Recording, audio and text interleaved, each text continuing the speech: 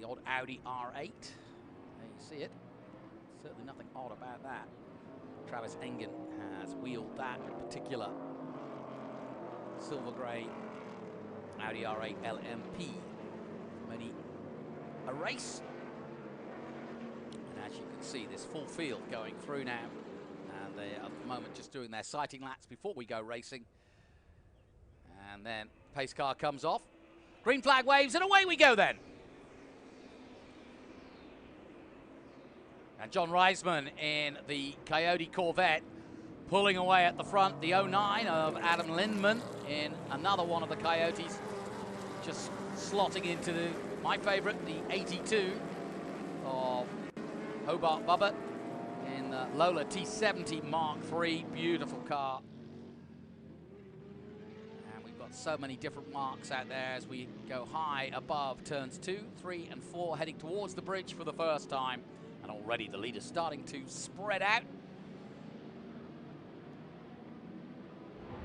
And SVRA, I think, compared to many of the championships, really does give these drivers plenty of time on track throughout each and every weekend, and it's a packed schedule as well. They're racing every other, pretty much, practically weekend.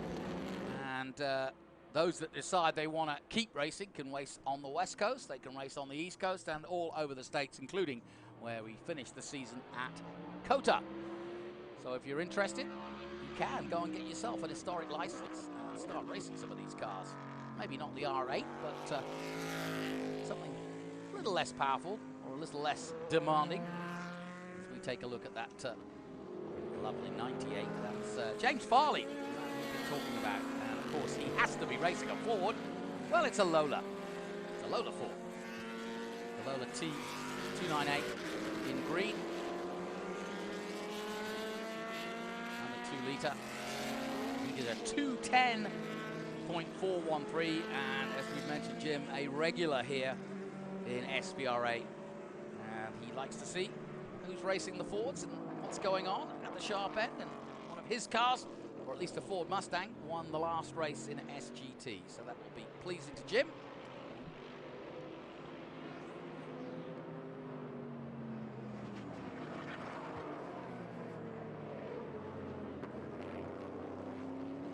Nice little spin there. Good work by our cameraman, Ron. And the fizz just went out of the 09, the Pellegrino.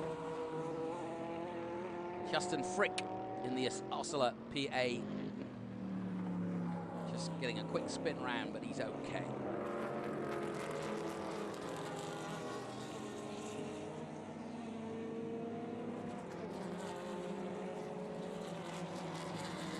Once again, there comes that Lola T70. That's like I said, it's like a mini Ford GT, isn't it? It's lovely. GT40, brilliant. And then just behind him, let's have a look as they come into that last corner. Yeah. Oh, it's a puncher. That's why. Okay, right or left. Rear punctured, and the other cars doing a good job to avoid Adam Lindman in that white.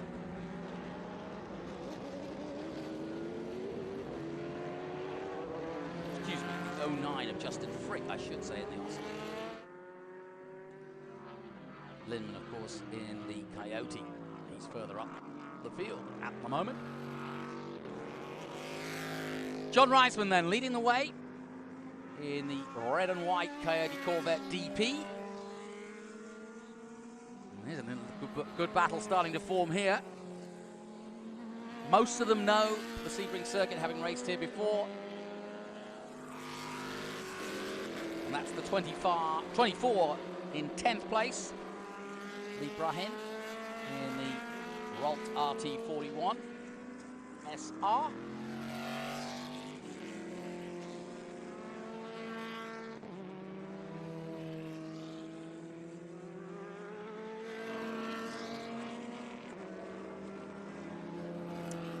And that Rolt a 1995 car. Through goes the Lola, and he's being chased by the 07. That's Jack Mucha in the Swift JMS from from 2:06.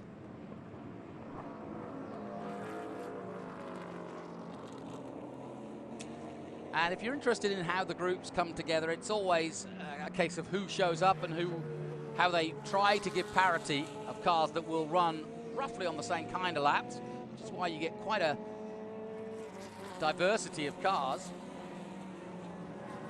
Everybody racing for their own lap times. It is a race, but they try not to get overly close. These are, well, in some cases, priceless. Andrea Robertson in the Ford Doran GT, that silver and red car you're seeing just behind Jim Farley there. And that is a battle for 5th place at the moment. Race being led by John Reisman in the Corvette DP.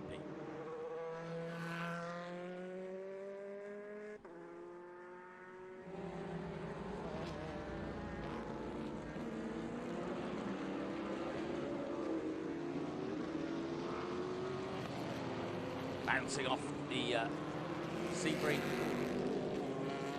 surface, coming into the hairpin.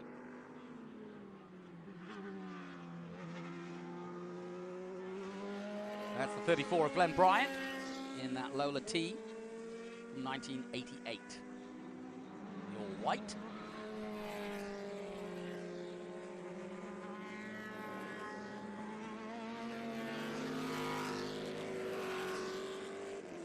And here's another little battle starting to erupt between the number 8, that's John Delane, in the Chevron B21, and the number 7,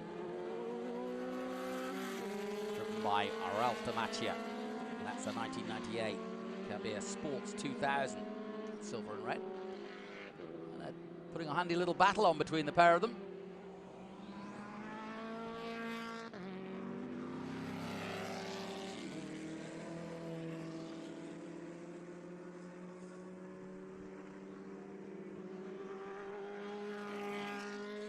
Reisman just doing a 1:55.9. We don't look too closely at the lap times per se, because they're all very different cars, but it's always nice to know, especially if you're a friend of the driver out there, just to see how he's going, compare times to how you go around Sebring or how you've gone on the sim. But the leader at the moment, his last lap at 1:55.982. He's pulling away at the front, some 21 seconds ahead of Travis Engen.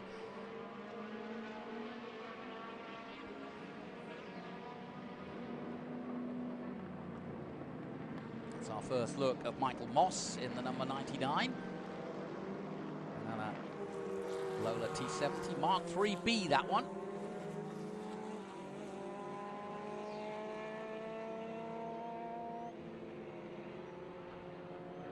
Moss qualifying 18th for this race with a 2:20.071. I'll bet that is not an easy car to drive over these bumps. Suspension wasn't the... They had decent suspension, but really, to go at pace around here, I certainly know your teeth are in your mouth by the end of it. But they're all putting on good times at the moment. Andrea Robertson just doing fast lap of 2:16.1. So everybody's starting to go green. Glenn Bryant doing the same in 13th position at 2:20.2.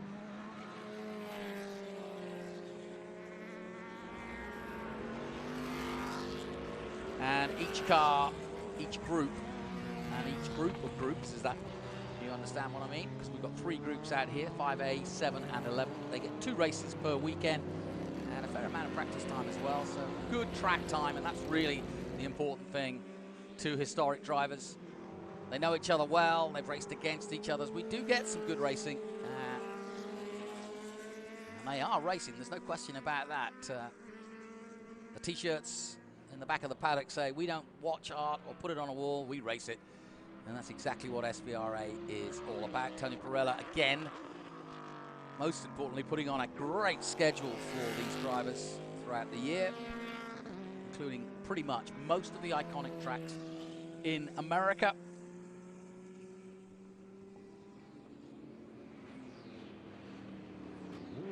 David Jacobs. Now, David Jacobs, for those that know your alpine skiing, will know that he is was a very handy skier.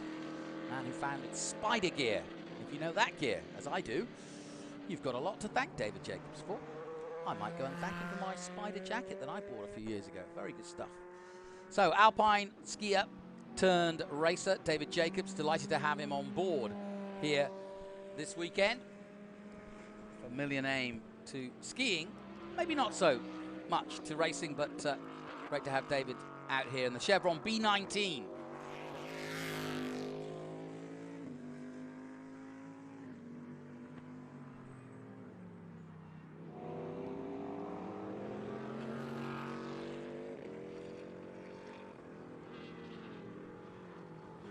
Shot now, the 44. And that's Linwood Staub, and behind him, the 33. We've seen a quick glimpse of him before now. And here's a good little battle. And that's Travis Engen going through on this. The very pretty 8A. Christian Johnson. Tiga SC87. Very low to the ground. You'll certainly feel the bumps in that.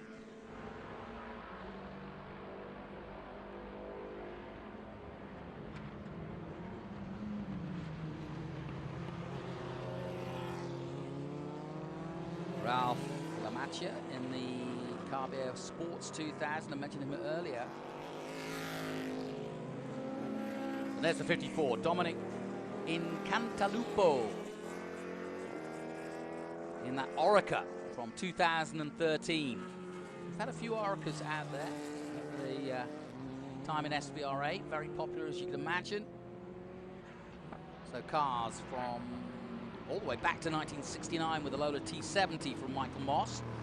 And all the way up to what? 2014, John Reisman, in the Corvette, leading at the moment, and that's probably the most up-to-date car of those cars out there, but even 2014 now seems a long time ago.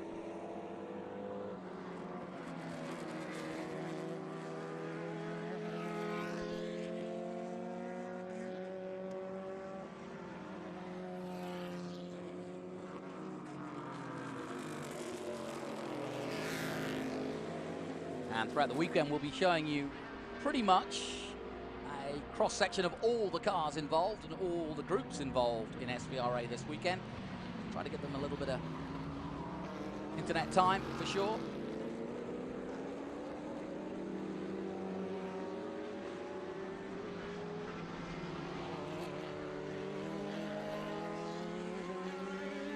Through goes the 213. That's Tim Roberts, our first look at the Lola B07/90. Black and red.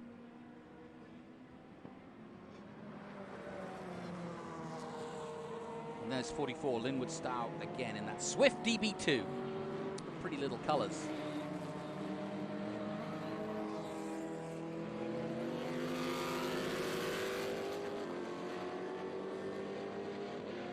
That Swift from 1987. And if you're tuning in for the first time, we will be showing pretty much a cross-section of all of SVRA throughout the weekend, and at every SVRA weekend I'll be joined by Ben Sissel. He's currently down doing the, you wonder where he is, he's down there doing the podiums for the last race from Trans Am. And Kerry Hitt, likewise, will be joining us again in the booth. And we hope to bring some interesting folk, maybe Jim Farley at one point, into the booth to chat a little bit about these cars. Tony Perella will make an appearance at some point, the man who organises all of this. And again, has been working around the clock. He doesn't take a winter off. He basically gets back to work straight after Kota in November. That's Chris Nussbaum in the 103, that black Toyota WSR. Trying to get through all the cars so we get a glimpse and everybody gets a little bit of TV time, or internet time. That looks fun. It's the 07 Swift. Saw him earlier slightly. Jim Farley just going through out of 7 and up the Fangio straight.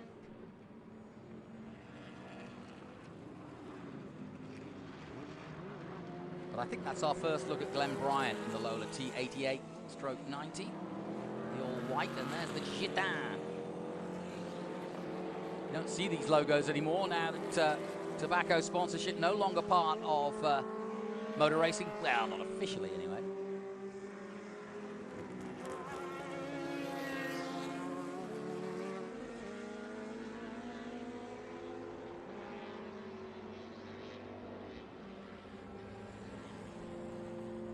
Very distinctive blue though. Chitan's, and likewise this one.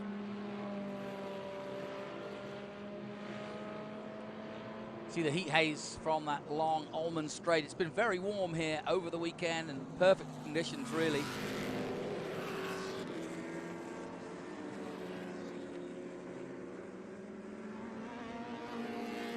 And the one thing all of these drivers have to be really aware of is the differentiation in speed at times between some cars and others. You've got different marks obviously and different displacements out there, and the one thing that they teach you about historic racing immediately is to be aware of what's coming and about what you're doing, because some of the faster cars can approach down that back straight before you know it, they're upon you as somebody else goes wide at the exit of Le Mans, and it's got into trouble as we follow the 103 through the bend under pressure. That's Chris Nussbaum in the Toyota WSR, and passing him with ease is the 33 of John Reisman, our leader. And he's got a substantial lead too. But then again, he is circulating in the 208s. Although his best lap of 1:55, so he's knocked it off a little bit. No need to overdo it. There's Travis Engen, the man in second place in that fantastic Audi. And if you are here or get a chance to see that car, because it does race around the United States, and it's great because it has all its victories, both in America and around the world, and some of the great drivers from Le Mans, from WEC, and from IMSA have driven that car, and well worth a look. It's a prized possession, although I think just coming in early as we take a look at the 09. The 09A of Adam Lindemann in that Coyote Corvette. So two Corvettes leading the way at the moment, or at least at the sharp end, and here's one of them, Adam Lindemann. He is third at the moment. I mentioned Ben. How did the podium go? Podium was great. Great Trans Am race, but this is the stuff I'm most excited about. There he is right there. I know, we've been watching him. Jim Farley. He's having a good Every run. time I hang out with Jim Farley, I hung out with him at dinner last night, he is having the most fun here. It's like I become more and more of a fan of him because he is such a fan and supporter of motorsports. I know Jim Farley, the race car driver. Yeah. The rest of the world knows him as the CEO of Ford. But, you know, he's here on his days off racing. He won an Enduro here with another vintage group a couple months ago. He's got a few days off. Yeah, but just a few days off. You know, he's just here Saturday, Sunday. Yeah, true. I picked out my favorite for this one. That's the 82, that Lola. Oh, it's a beautiful Lola. T70. Yeah. I think the lines of those T70s, unbelievable. Well, you got here for the finish, but it's been pretty much a cakewalk for Mr. Reisman.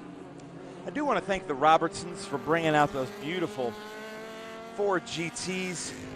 So cool. I got to visit their shop at a VDCA event a few years ago at Road Atlanta. So generous, huge supporters of motorsports, and those Ford GTs are just so pretty. Oh, yeah. And for the color scheme, I was saying it's nice to see that Gitan logo down again. Famous French tobacco maker. That is a pretty car. Isn't it? Cigarette de France. De France. That is in the Sasco, under the Sasco 10. Is that Peter McLaughlin? Who's the driver? I don't have my sheet in front of me.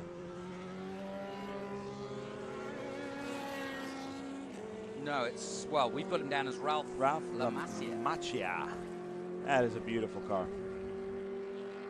So as they reach the end of their first outing for Group 5A, 7 and 11, delighted to have Ben back with me. He'll stay with me. We'll also get Kerry Hitt up here in a while to get his thoughts. But we'll take a short break. We'll be back from Sebring in a moment.